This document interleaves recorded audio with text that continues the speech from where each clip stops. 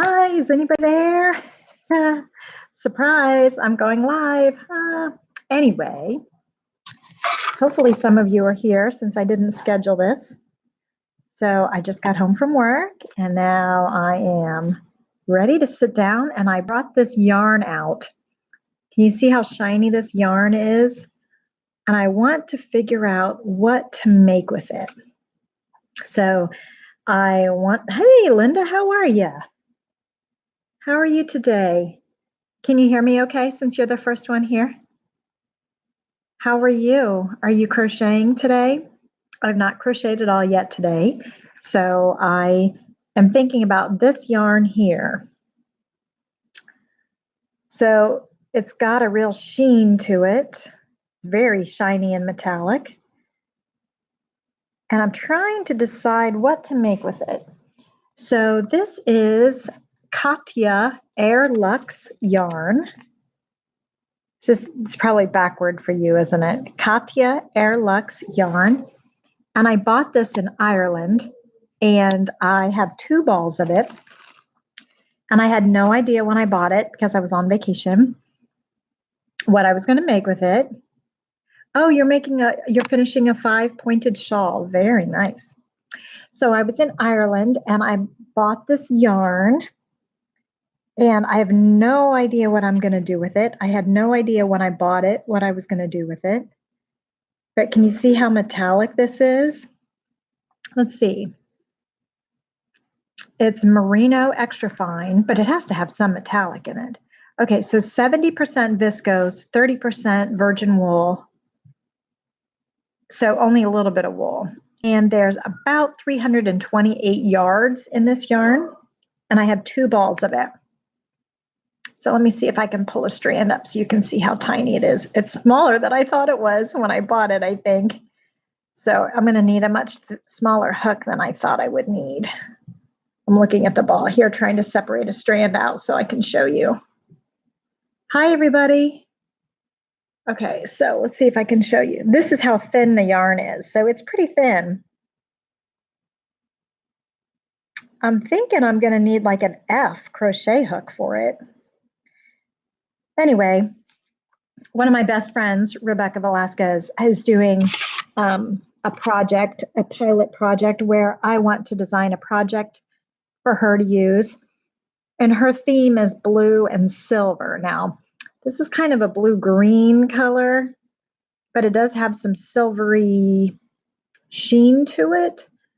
And since I've had this yarn for 2 years, it's a souvenir from our trip to Ireland, that I thought, well, maybe this is the time to actually use some of my purchases.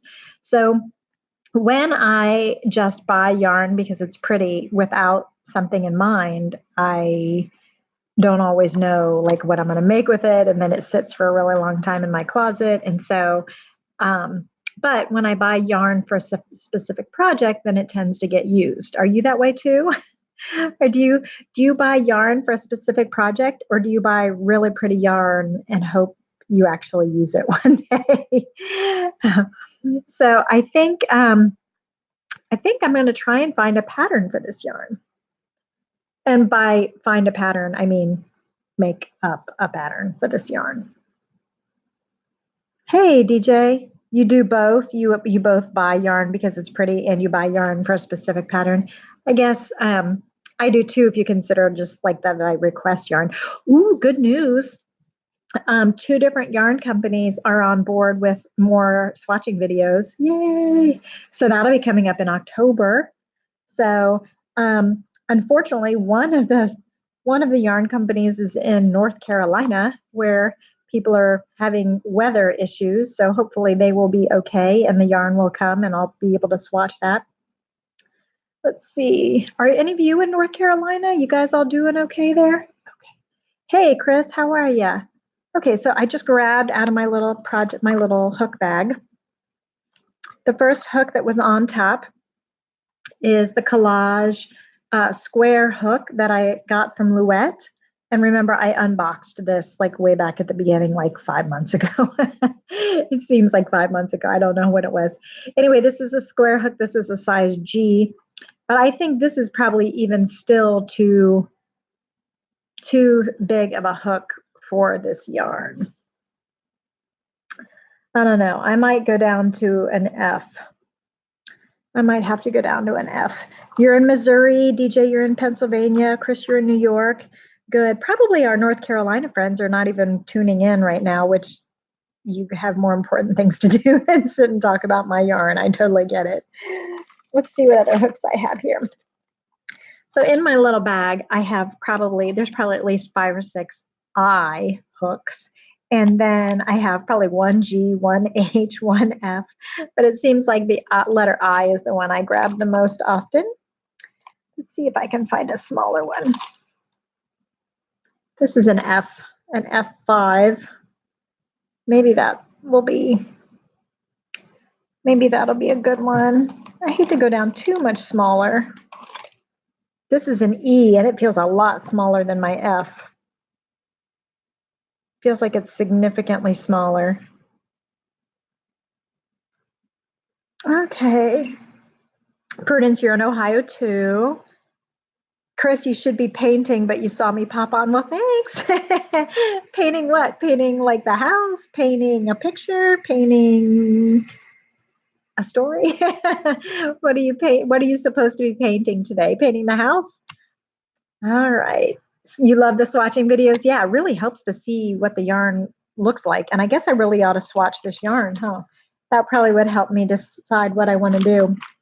I also have out a couple Tunisian hooks because I had a brief moment where I thought, well, maybe I would do something in Tunisian with this. So I just don't know what I want to make with it. I guess the default is always to make like a cowl or a scarf, which that'd be great. I guess a scarf would be really pretty. This is a lot of yarn though. For a scarf, I could make 2. I don't really want to make a top because, hey, Ellen. Oh, Chris, you're painting a room in the house. Okay. Yeah. All the other rooms. Your last one, Chris, your last one. You can do it. You can do it. After we're done. Anyway, whenever you want. You can always come back and watch this video later. Anyway, so I could make a cowl or a scarf. I thought about maybe making a top, but I've got this thing about designing garments that I don't love designing garments because then I feel pressure to like make it or not make it, but write the pattern for all the different sizes.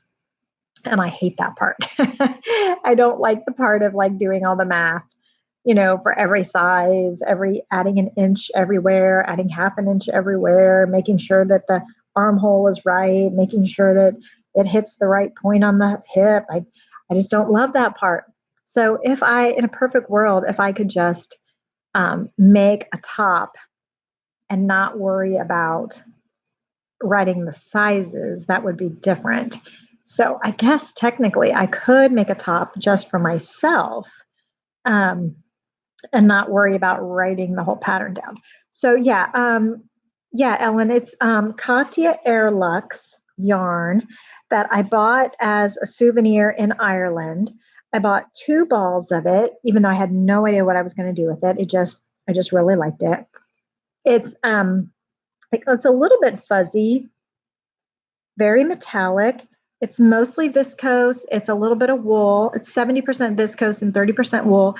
It is, I forget how many yards, a lot, 328 yards in this ball. So I could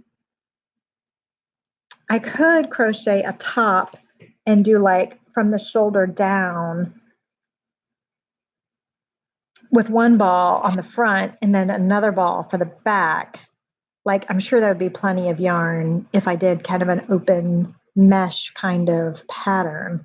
But then I was also thinking that you guys want, I haven't done any Tunisian videos in a few weeks, and you guys love Tunisian stitches. So I was like, oh, well, maybe I could hit 2 birds with 1 stone, design something with Tunisian crochet, make a video. But I just don't know. I don't usually have a block this much. I don't know why this yarn is blocking me.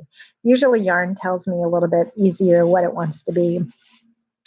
Let's see. So, you're from Texas. Good, good. A scarf, a lacy scarf.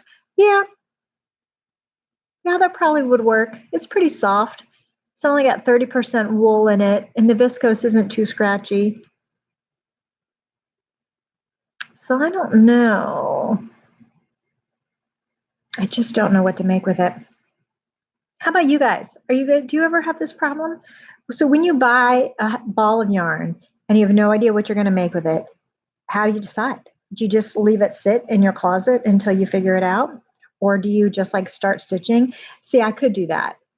That would probably unblock me. If I just started stitching, then I'll like be able to figure out like, oh no, not that. Oh no, not that. Oh no, not that. And then eventually I could find something. So let me see. So I have I could make a beret and a scarf. Yeah, I probably wouldn't wear a beret, but then again, does it need to be for me? Might as well. I don't really have any other commitments right now that I have to design for anybody else because the book is done. So I can design really whatever I want. There's no like buyer who I need to like do what they asked me to do. So I can really do whatever I want. So here's a little Tunisian crochet stitch guide book Leisure Arts put out a few years ago. Kim Guzman wrote it. So she's got videos here on YouTube too. So you could check that out, Kim. So I grabbed this in my project bag with this is a double-ended hook, but I still use it as a Tunisian hook. And I've got this Tunisian hook handy here. This is a letter I, imagine that. I think pretty sure this is a K. Even though it's not marked, it feels like a K. And I seem to remember years ago when I first got this, I like took a Sharpie marker and wrote K on it, but it's worn off.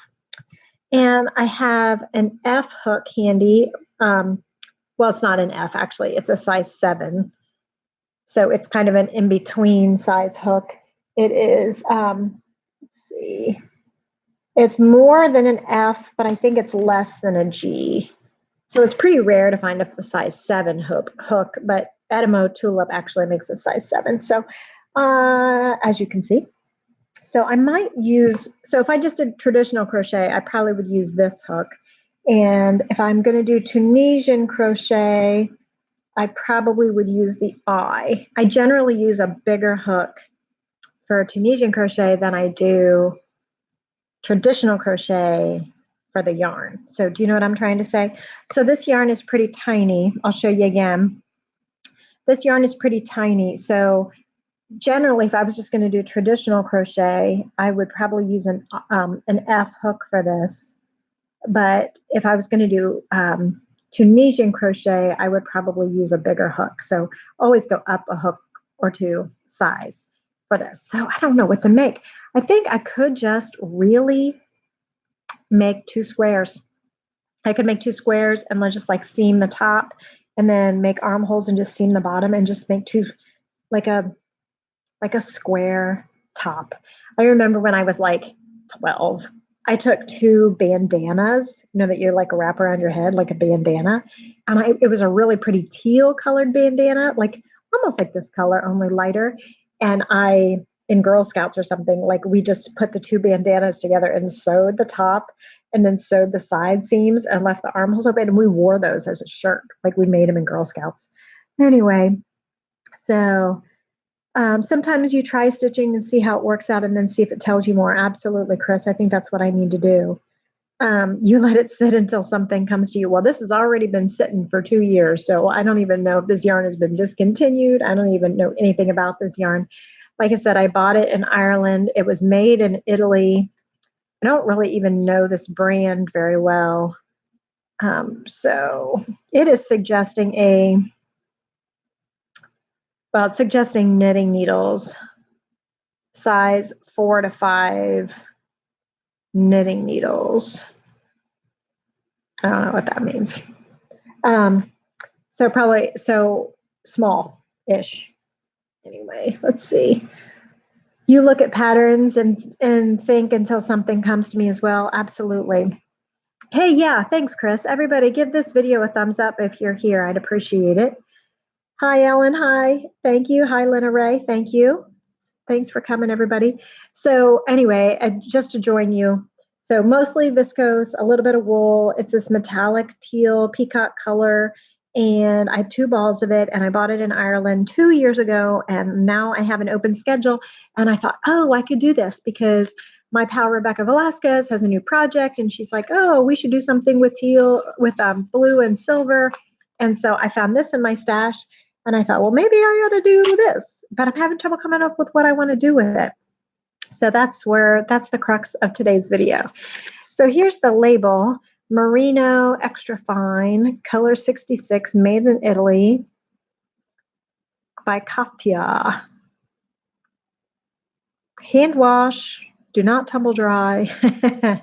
So I could make a top out of it, but still I would have to hand wash it, which is fine. Anyway, so I don't know.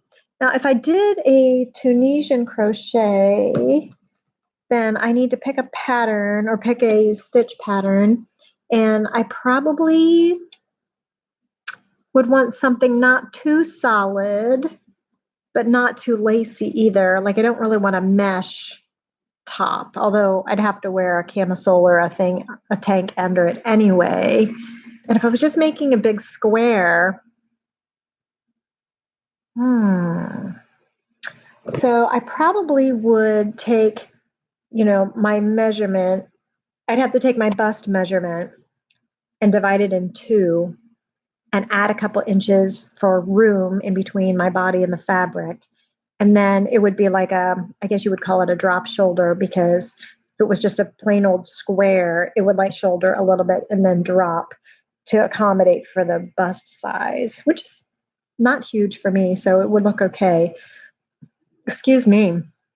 So if since I'm a pretty square person, I'm not too curvy, then that kind of shape will work for me. But if I was like super curvy, then that's more uncomfortable, because then you'd have to make the shoulders go way far out to accommodate a larger curve. So I know that that's not a shape that accommodates everyone, but I'm thinking that I'm not going to write this pattern down because I don't feel like doing the math. Can you forgive me if I don't feel like doing the math? And I don't really want to pay somebody to do the math right now. So let's see here. So let's pull out this yarn and see what it looks like.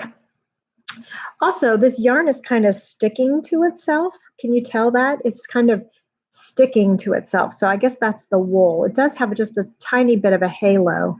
So I'm thinking that this yarn is not going to like being frogged out at all. Like I need to get it right, because I think it's going to kind of catch on itself if I need to rip out and start over. So that is definitely an adventure. So let's see if I can find the center of this yarn. Oh, what's a big glob? Okay, it's going to take me a while to find the center here. So I will just start winding. Okay. What about a pretty Christmas garment? Yeah, you like blue along with red and green for Christmas? Well, definitely New Year's Eve. I think this would go well for New Year's Eve, kind of a sparkly metallic. And so, yeah, maybe something like that. I'd really love to make, I wonder if I should make a mock turtleneck, like a mock turtleneck and then a sleeveless mock turtleneck. I don't know. That'd be kind of pretty, kind of flashy. Let's see. It's fine to make something for myself. I just don't do it very often because I always have other things I have to make. And then, if I start something for myself, I put it aside and I never get it done. And the things that pay me or things that have deadlines get made faster. So let's see if I can get this out, get this unwrapped. Anyway. I had to make things for charity more often too, but with this yarn being a hand wash yarn, this is probably not something I would make for charity, just because I'd rather make something that's a little bit more durable. This is hand wash and lay flat to dry. Hey, Paula, welcome. So I'm thinking that I'm just going to crochet a big square. So worst case scenario, I could make a big square and then if I like it as a top, I could make a second big square and seam it together and make a drop shoulder top. Or I could make a big square, and if I decide it needs to be like a shawl or a wrap instead, a stole type long rectangle, then I could just keep going and turn that square into a rectangle and then make it a wrap, which would be really pretty too. That's probably the best idea. So, because then I don't have to worry about sizing. But this yarn is littler than I like. So I guess I wasn't really thinking. I guess I was lured by the color. I was lured by the color and the little glitz of the metallic, because I don't think I realized when I bought the yarn just how thin the yarn is. So you like the idea of a mock turtleneck? Yeah, I kind of think I do too, but I'm not sure. I'd have to do some math and do some planning. I couldn't just like start stitching. So anyway, so this is for those of you who are just joining. I see some more people have joined in. So hey, like this video, please, if you don't mind. Doesn't cost you anything to like it, and you can have an unlimited number of liked videos in the world. So Katya Air Luxe is the yarn, and it is a metallic like peacock blue. It's 70% viscose and 30% wool, and it's like 328 yards. So there's a lot. So my options are to use the 7mm hook or to use the even tinier hook. But boy, that takes forever. Do you guys like little yarn? I like little yarn. It's really pretty, but I'm so impatient that the idea of stitching it that like for that long is really, I guess I just get distracted. Which is funny because I've made like, I don't even know how many blankets in my life, like 150, I don't know, blankets in my life. And I don't get distracted with those. I just keep right on going. But with a garment, it just feels like it takes forever when the yarn is this little. So this yarn feels like it would almost be sock weight yarn, but I wouldn't make socks out of this, although it might be kind of fun to have sparkly socks. But it does have a little bit of wool in it. So let's see. You love little yarn? You do? Making a shawl and fingering weight. Oh my gosh, you guys are nuts. So I really prefer DK or worsted weight yarn. I admit it. I guess it's kind of cliche that I like thicker yarn. You know, an eye hook and a worsted weight yarn is probably my favorite, or a DK weight and a G or an H. Look how tiny this yarn is. It's going to take forever. It's going to take forever, whatever I do. Okay, so I guess I could just chain a bunch and see what happens. Or the logical thing to do, the responsible thing to do, what a good crochet designer would do would be to create a swatch. So I really ought to crochet a swatch so that I don't so that I can decide if I'm going to commit or not. So let me try and just chain a bunch here. So my cats behind the computer are going to start freaking out here soon. They're fighting over tissue paper that I had on the floor because Minnie likes gift tissue paper. So I just made a bunch of chains, and now I'm going to Tunisian crochet a little bit. So I'm going to pull up a loop in the back bar of each chain across, leaving each loop on the hook. And unfortunately with this color hook, you probably aren't going to be able to see it real well, but I'm just going to do some Tunisian crochet here and see what happens. Let's see.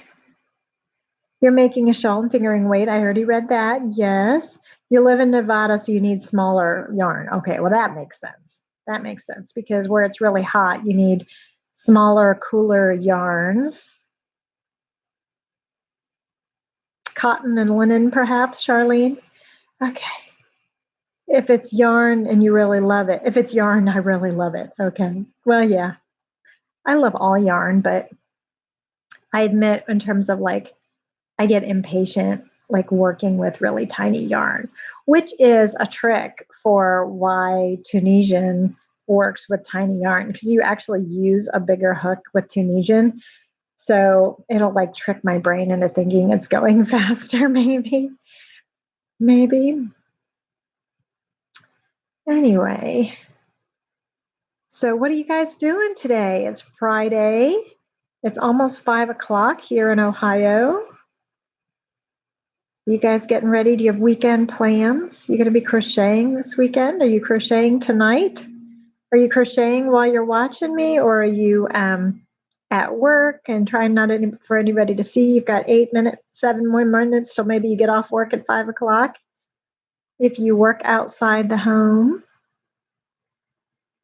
Charlene, you also use thicker yarns too, but those get sent to family up north. That's nice. They probably love that. Hi, Mary. Mary from Jacksonville, Florida. Hello. Bavarian stitches are great yarn eaters. Yeah, I guess they are. That's true. And popcorn. Popcorns use you a lot of yarn. You're almost 2 p.m. and you're crocheting. Good. DJ, you're working on a table runner. Good. Which I said in my last video that I have a table runner that I actually wear as a scarf because why not? I actually use it a lot more as a scarf than I probably would as a table runner. Okay, so I've got a bunch of loops on my hook. So my swatch will end up being right around 4 inches or so. It's actually better to have a bigger swatch. You guys probably already know this. I'm probably saying stuff you already know. But anyway, I'm just going to do a foundation row. And then I'll decide what to do next. I think that I'm not going to do Tunisian simple stitch because that seems to be one of the thicker stitches, and I would like something a little bit lighter, but I don't really want to do something too meshy and open. So I don't know what I'm going to do yet. So I guess it's probably a good idea to swatch, huh? Yes, I resist swatching. See, the other thing is the way my brain thinks. I would be like, oh, well, I shouldn't be swatching in this good yarn. I don't want to waste this good yarn. I should swatch in a more everyday utilitarian yarn until I have the stitch pattern that I want, and then switch over to the good yarn. But then it might look different in the good yarn, and by then I may have gotten distracted and totally gave up. So I have to sometimes I have project ADD. If I don't really love the project, it's hard to stay into it. Okay, so I'm just going to Tunisian knit stitch for the first row because I haven't decided what else I'm going to do. Let's see. Paula, you're still in a hand splint and will be for 2 more months. Goodness, that's a long time. Yeah, you've been really working on that for a long time, haven't you, Paula? Gosh, I hope you feel better and it heals quickly.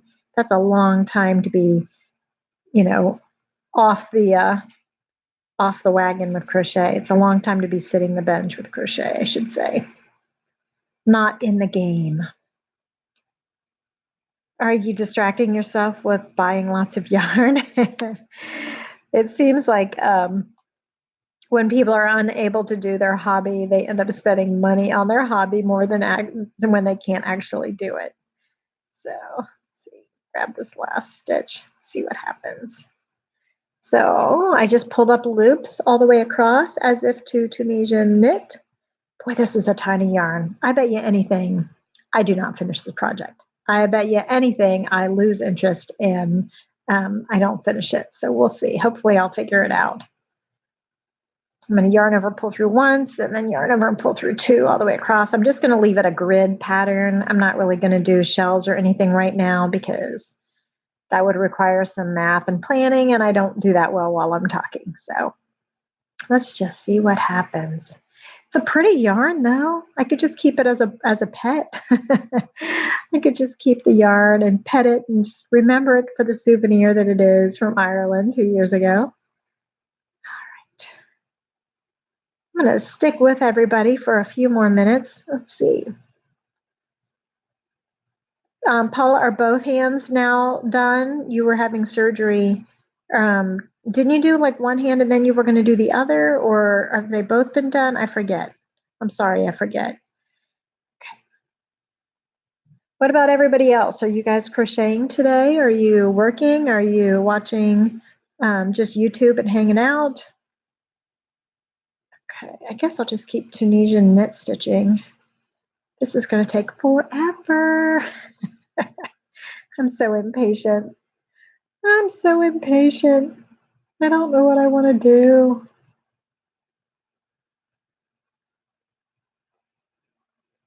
You crochet every day. I used to crochet every day, and then I became an editor. And when I was the editor of the magazine, I rarely crocheted anymore because I was so busy like curating the magazine and writing articles and corresponding with people by email and all of that stuff that I really didn't get much time to crochet. Although I did always contribute to the magazine, usually with like motifs or stitches or something.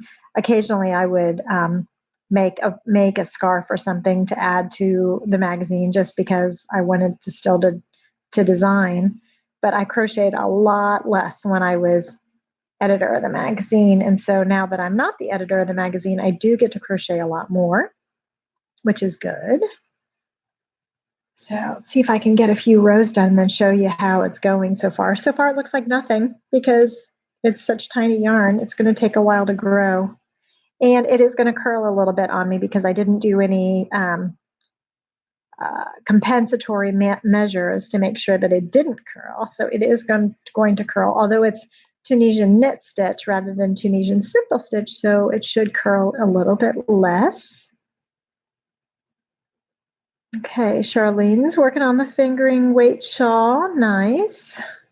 What color are you using, Charlene? Do you know what yarn you're using too? Are you using cotton or wool or what is it? Where is Theo? I don't know. He was just... There's Minnie. Come here, Min Min. Come here. Will you come and see everybody? I don't know where Theo is, but I can see Minnie over there staring at me. Come here. Maybe if I rustle some plastic. Come here, honey. Minnie. Minnie. I don't know. It's a cat shoot. It's a crap shoot whether or not Minnie feels like coming to see me. I've been gone all day, so you'd think that she'd be more interested in saying hello, but maybe she's mad at me for being gone all day. I don't know where Theo is, though. Theo! He's with Patrick. Theo's with Patrick. Come here, Min Min. Come here, honey. She's like, you always call for Theo. You never call for me. It's like, I do call for you, Minnie, but you don't come, so I get tired of calling for you. All right, Tunisian knit stitching. I guess I could just do Tunisian knit stitch. See, and this is where my brain is starting to think, why bother to redo this and turn it into a shawl when you could just keep going with the swatch and make it a scarf? Hey, Minnie, you gonna come see me? Nope. Nope, she's not. She's gonna go sit on the gift tissue paper that is on the floor for her. She loves to crinkle on it, to sit on it and make noise. So Charlene, it's Knit Crate's last month's yarn, 100% superwash merino in the shibori colorway. Hey, Dawn, welcome. So what color is shibori? What color would that be? I have no idea what color shibori might be. Is it in the blue family? Is it in a brown family? Tell us all about it, Charlene. I want to hear more. Do you guys have other projects in progress right now, even if you're not stitching at this very moment? What kind of things are you making? Okay, I think I may have, did I drop a stitch? This yarn is kind of hard to see. And it's sparkly and metallic.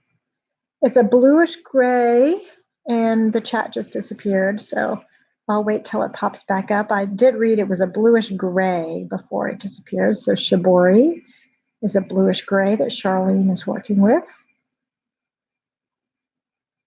Yeah, I don't know. See, maybe I should get a chunky yarn and get it, just whip out a project.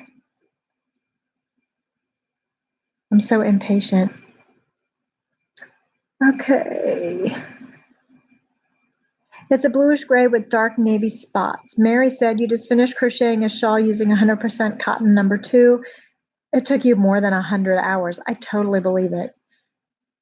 That was your first attempt at something so large with such a thin yarn. You most likely will never do it again. Yep. Granny square sweater right now. Good. Dark bluish gray with dark navy spots. Okay, so let's think about this. So if you imagine, like for instance, Red Heart Super Saver yarn, which is a skein like this big when it's a size 4 yarn, and it's like 316 yards or 320 yards. That is equivalent to this. So this little ball is 328 yards. So this is going to take a while. It'll take the same amount of time as crocheting a big 320 yard worsted weight. So it may be small, but it is mighty. And there's a lot of yardage in there. So it's going to take a while. You have to respect the yardage. So let's see, now I'm getting all tangled. This yarn does want to pull on it or hug itself a little bit. It must be the wool in it that wants to grab on. So I'm already 4 rows in, and you can't even really tell because it's so little. It is curling a little bit. I am doing Tunisian knit stitch, which is perhaps a little less curling than Tunisian simple, but it is still going to curl some, which is fine. So sometimes the best thing about swatching is just it tells you what it doesn't want to be, right? So we'll find out. But I bought this at a yarn store in Ireland, in Dublin, and I bought some several balls of this really pretty brown, heathery, mushroomy looking color. But I don't know what I want to do with that either. And it's been 2 years. I bought it 2 years ago and I still haven't figured it out. Do you do that? Do you buy yarn on vacation for a souvenir and then it sits there and you never figure out what you're going to do with it? That would be me. That would be me. That's what I do. But you know, you don't want to get rid of it, and it's good and it's special and you want to keep it forever. Using Red Heart Unforgettable for the Granny Square sweater. Ooh, I bet that's nice. Is it a sweater for you, Dawn, or somebody else? What colorway is it? You need to learn how to Tunisian crochet? Yeah, my playlist. Yeah, I need to like make another Tunisian video for you guys because I haven't done one in a while. Tunisian crochet is really easy. And I think my tutorials are pretty good. So, you know, give it a try and ask questions if you have some. But yep, it's pretty basic. But you could do anything with it. You know, there's just so many variations. It doesn't all have to be thick and heavy and grid and stuff. So let's see. This is how it's looking so far. You've got a couple skeins that are over 10 years old. I believe it. I totally believe it. Okay, so here's what I've got so far. Let's see if I can get it up to the camera where it'll focus on. Can you see? So you can't really see exactly what it's doing because I can't get it to focus on it. But it's just Tunisian knit stitch at the moment. And that was the front. And the thing with metallic is, you know, I might not be able to see the stitches real well. So the stitch pattern doesn't really matter. I don't know. I don't know what I think. It's a really gorgeous color, though. It kind of reminds me of like fish, the sheen on the side of a fish, or like dragon scales, you know, kind of thing. Very, what's the word I'm looking for? Like almost like hologram or holographic or iridescent. That's the word I'm looking for. You'd like to see Tunisian interlock? Yeah. It's just, it's okay. Tunisian interlock. I'll try and come up with a video for you. It's, I don't know. I feel like it's so limiting, Tunisian interlock. Like it makes such a dense fabric, but it would make a great baby blanket. You know, it would make a great like cardigan, heavy sweater. Definitely would make a great like placemat kind of thing. So I have to brush up on my Tunisian interlock skills. That's not something I do very often, but I did take a class with one of the best, Darla Fanton. So Tunisian interlock without changing colors though, you said. Let's see. You'd like to go up the rows without changing the yarn. Okay. Can I do a video on how to read a Tunisian pattern? I did do one or two with Tunisian. Actually, no, it wasn't how to read a pattern. It was more Tunisian symbol diagrams. So yeah, I can do that. You find it harder to follow a pattern in Tunisian, and there's not really pattern tutorials for Tunisian. Yes, I agree. I know what you're saying. Yeah, we can talk about that. It's always always interesting to see how different people do it.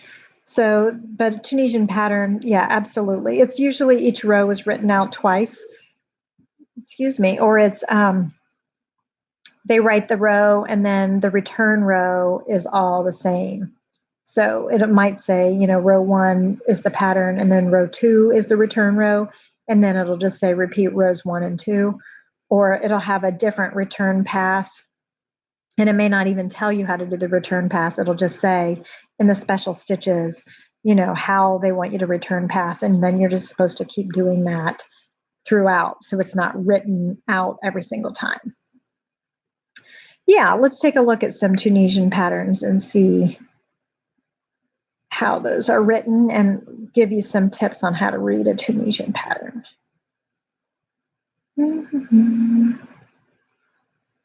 Yes, Tunisian is also called Afghan crochet. You're right, Ellen, absolutely. Because the long hook, it looks like a shepherd's crook, Afghan, you know, from that Middle Eastern part of the world. So I assume that all of that stuff comes kind of loosely from there. It's also called shepherd's knitting. Afghan crochet, Tunisian crochet, shepherd's knitting. So all of that is similar words. I don't know if Tunisian came from Tunisia, probably. Like the Afghan came from Afghanistan. I don't know. The origin of words is kind of interesting. Yes. Traditionally, years ago, when Afghan crochet or Tunisian crochet first came out, it was all Tunisian simple stitch, and it created a really dense grid-like fabric that looked kind of like Aida cloth for cross stitching. And so my first experience with Afghan crochet or Tunisian crochet was a field of Tunisian simple stitch and then cross stitching over the top of it. So I think that was pretty popular in the 80s, maybe.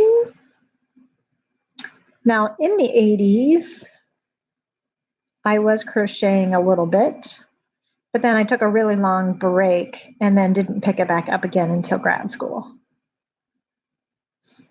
And then I didn't learn Tunisian crochet until later, like the 90s.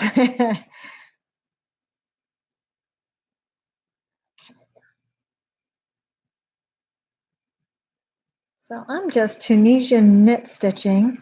So don't think I could even show you with this yarn because it's the way the colors are. That's the back. This is the front. Like the yarn is so sheeny and dark that I don't think I could even adequately do a tutorial with this particular yarn.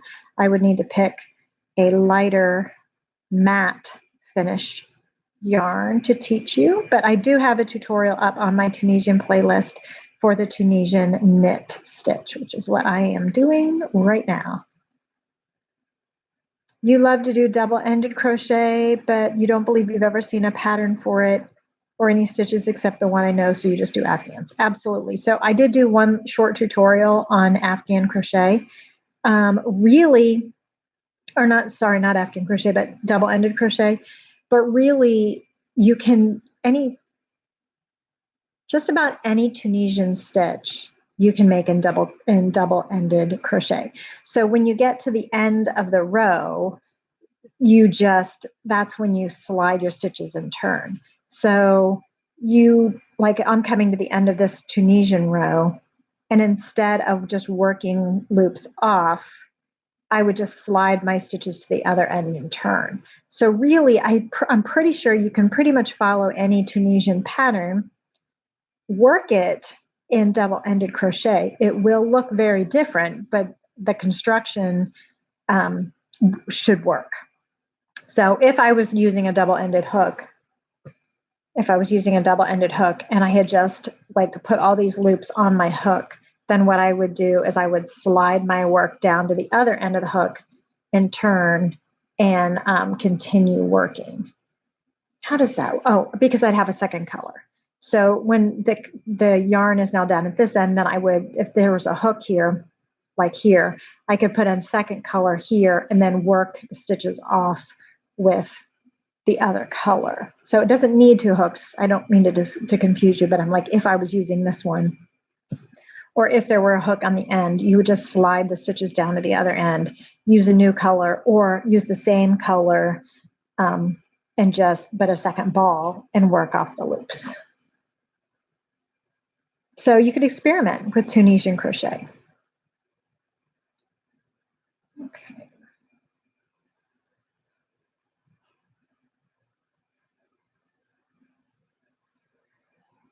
I'm doing a live post, so if you don't want to be on camera. You do have DO weight yarn from your mom who passed away in 2001. Okay. You like making dish and washcloths using Tunisian crochet? Absolutely. That's a very good use of Tunisian crochet, I think.